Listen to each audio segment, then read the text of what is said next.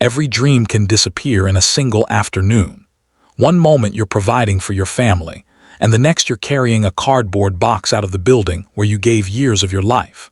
But what if losing everything was actually the beginning of something far greater? What if the person who humiliated you unknowingly pushed you toward your true purpose? Today's story is about a single father who was fired in front of everyone, only to discover that kindness can open doors that money never could. Stay until the end of this part because the final moments will change everything. Before we begin, don't forget to like this video, subscribe to Heartline Stories, and leave a comment telling us where you're watching from. Your support helps us continue sharing emotional stories that remind us kindness still exists in this world. David Carter was 38 years old and lived in a quiet town in Ohio with his 10-year-old daughter, Lily. Life wasn't easy after his wife passed away 5 years earlier. Since then, David had become both a father and a mother to Lily. Every morning he woke up before sunrise, made pancakes or eggs, packed her school lunch, braided her hair as best as he could, and walked her to the school bus before heading to work. Their house was small, their car was old, and their savings were limited. But every evening they ate dinner together, laughed over silly jokes, and ended the day feeling grateful for what they had. David worked as a quality supervisor at one of the largest food manufacturing companies in the state. He had spent nearly 12 years there. He wasn't famous around the office, but everyone respected him. He treated the janitors with the same kindness he showed the managers. Whenever a new employee arrived, David was the first to welcome them. One cold Monday morning, the company gathered all employees for an important announcement. "Board has appointed a new CEO," the director announced. "Please welcome Victoria Hayes." Room filled with polite applause, Victoria walked confidently onto the stage in a sharp black suit. She carried herself with authority and barely smiled. "My goal is simple," she said. "Higher profits, faster growth, better results. Anyone who cannot keep up will be replaced." Room suddenly felt colder. Over the next few weeks, Victoria introduced aggressive changes. She cut employee benefits, reduced staff, and demanded faster production.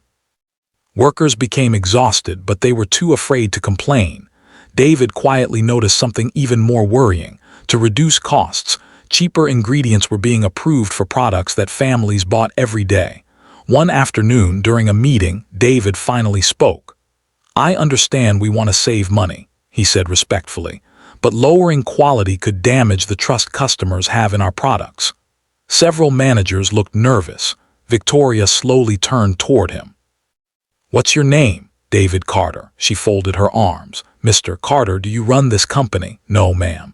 "Then perhaps you should leave business decisions to people who do." The meeting ended in uncomfortable silence. David didn't argue. He simply returned to work. Later that evening, one of his coworkers whispered, "You shouldn't have challenged her." David smiled. "I wasn't challenging her. I was protecting the families who buy our food." Days later, another meeting was called. Victoria announced even more cost-cutting measures. Once again, David politely raised his hand. "If we continue this direction, customers may lose confidence in us." Victoria slammed her notebook shut. "Heard enough." She looked around the room. "This man questions every decision I make." David calmly replied, "I'm questioning the decision, not the person." Victoria pointed toward the door. "Fired." Nobody moved. Everyone thought she was bluffing. She wasn't. Security arrived within minutes. David quietly packed his family photo, a coffee mug Lily had painted, and a small notebook where he kept ideas for improving production. As he walked out, he smiled at the elderly security guard. "Thank you for always greeting me every morning." The guard looked embarrassed. "I'm sorry." David shook his hand. "You don't need to apologize." Outside, rain had begun to fall. David sat inside his old pickup truck for nearly 20 minutes before starting the engine. When he reached home, Lily opened the front door with a huge smile. "Dad, guess what? I got an A on my science project." David hugged her tightly. "So proud of you." She noticed his red eyes. "Are you okay?" David forced a smile. "I think life has a different plan for us." That night after Lily fell asleep, David sat alone at the kitchen table staring at unpaid bills. He had enough savings for only a few months.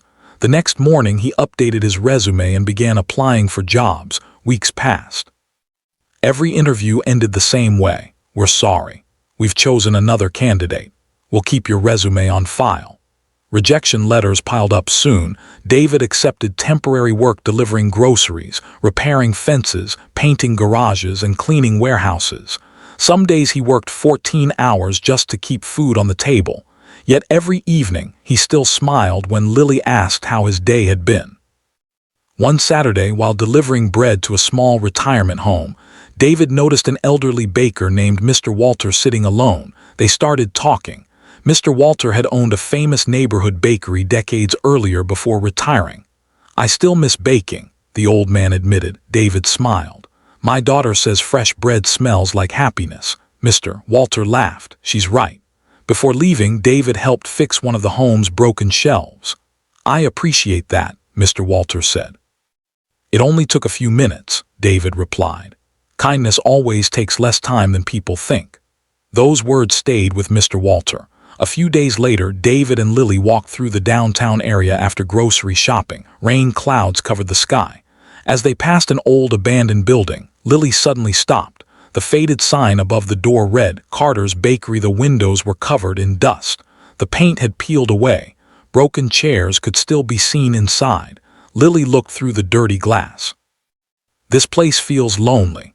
David smiled sadly. "I imagine families once came here every morning," she nodded. "I wish someone would make it beautiful again."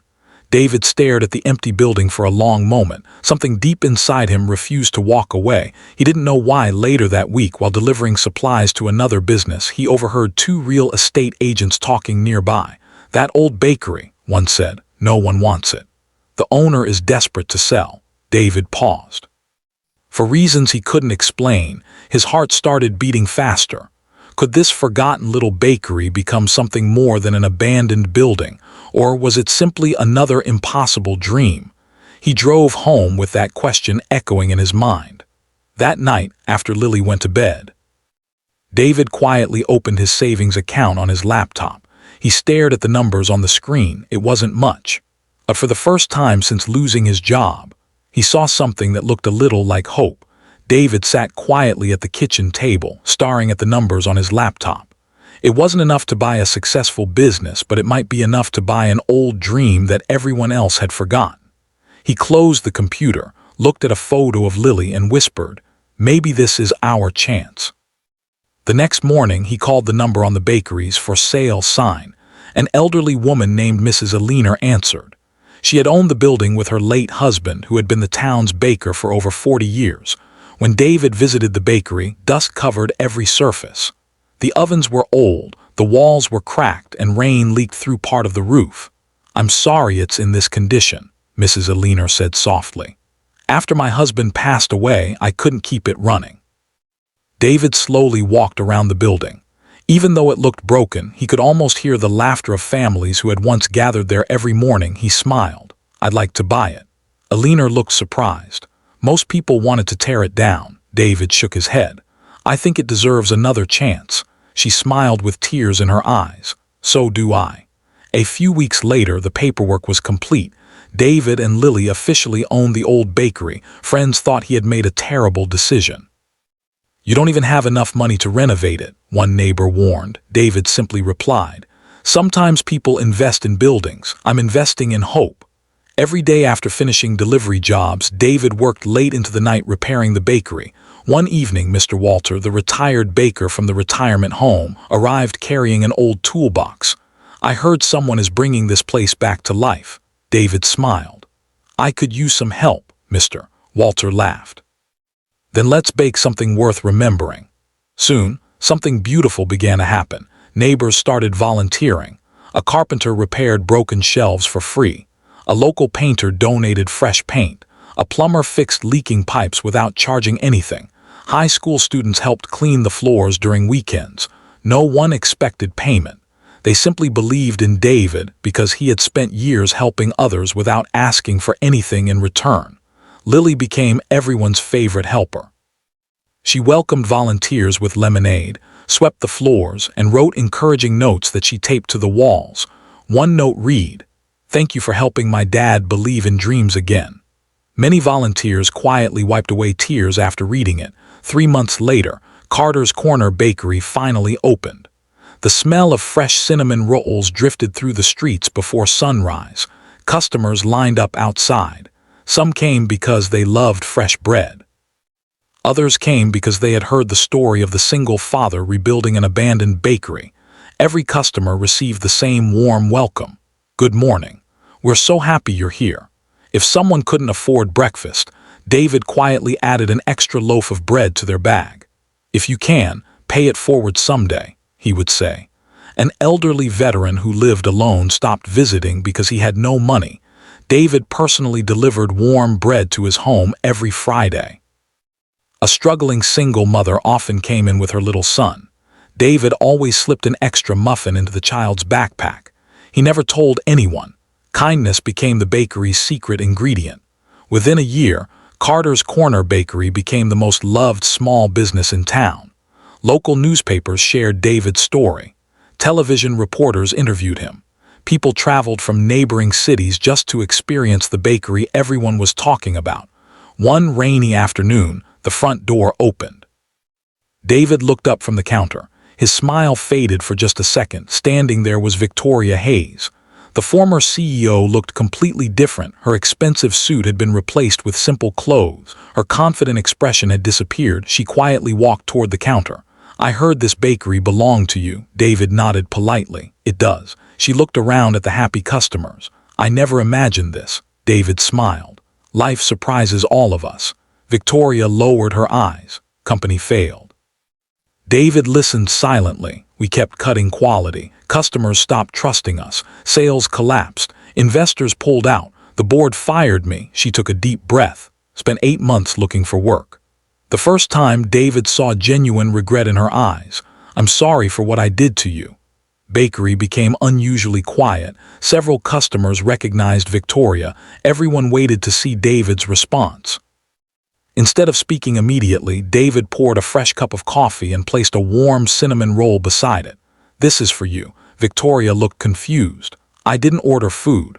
"I know. I don't have much money." David smiled. "It's free." Tears filled her eyes. "After everything I did." "Why?" David looked around his bakery. "If I only show kindness to people who deserve it, then kindness means nothing." She covered her face as tears rolled down her cheeks. "I don't deserve your forgiveness." "Not today," David answered gently. "But everyone deserves the opportunity to become better." Customers watched in complete silence. Then something even more surprising happened. David disappeared into the kitchen. A moment later, he returned holding a clean bakery apron. "We've been looking for someone to help manage inventory and customer service." Victoria stared at him. "Are you offering me a job?" "I am." She couldn't believe what she was hearing. "You trust me." "I believe people can change." Victoria slowly accepted the apron. "I won't let you down." Over the following months, she worked harder than anyone. She greeted every customer with a smile. She learned employees' names. Whenever someone made a mistake, she patiently helped them instead of criticizing them. One evening after closing, she turned to David. "You know something?" "What?" "When I was CEO, I thought respect came from power." David smiled. "Now, I've learned respect comes from kindness." Years passed. The bakery expanded into nearby towns. Every new location displayed the same wooden sign near the entrance. "Kindness is always fresh here." People loved the message. Many customers visited not only for the bread, but because they felt welcome the moment they walked inside. Lily grew into a confident young woman and eventually became the bakery's operations manager. She protected the values her father had built from the very beginning. Every Friday, the bakery donated bread to homeless shelters and local food banks. Every Christmas, families in need received meals without ever knowing who paid for them. David never wanted recognition. He simply wanted people to experience the same kindness that had saved him during the hardest season of his life. One afternoon, a young father entered the bakery looking worried. He had just lost his job. David recognized the fear in his eyes because he had once carried that same pain. Instead of offering only words, David offered him part-time work. As the young father thanked him, David smiled.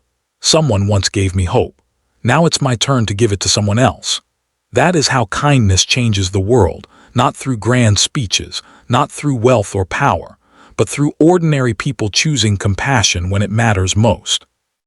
If this story touched your heart, please like this video, subscribe to Heartline Stories, and share it with someone who could use a little hope today. Remember, life may close one door, but kindness has a way of opening another, often when you least expect it. Until next time, keep believing in goodness, keep helping others, and never underestimate the incredible power of one kind heart.